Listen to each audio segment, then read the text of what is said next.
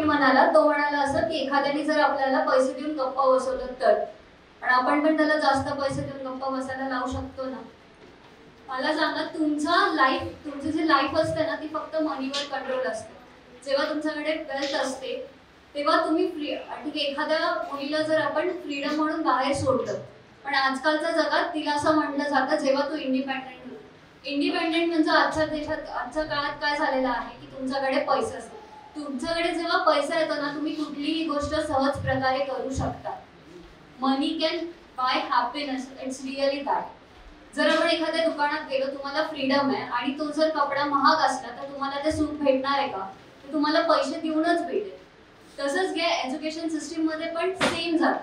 आपण म्हणतो की गव्हर्नमेंटच्या खूप साऱ्या स्कीम आहेत त्या फ्री आहे वगैरे, पण तुम्ही बघा प्रायव्हेट युनिव्हर्सिटीला जास्त डिमांड असते. का असते ती? कारण की तिथे लोक बोलवले जातात. टू बी व्हेरी फ्रँक, तिथे पैसे देऊन बोलवले जातात, पण जातात ना. मुलांना एज्युकेशन मध्ये तर म्हणजे काय म्हणतात ते पे तर एखादा भेटतो. जसं मी आता म्हटलं की इंडिपेंडेंट म्हणून जर एखाद्याला कुठे सोडलं, त्याला बोललं की तुला जे करायचंय तू ते कर, आणि त्याला जर काही खायचं असलं तर त्याच्याकडे जर एकही रुपये नसला तर ते स्वातंत्र्याचं करेल का? त्या फ्रीडम भेटून त्याला काही भेटतंय का? नाही. जर तुमच्याकडे वेल्थ असेल ना तुम्ही काहीही करू शकता, काही पण.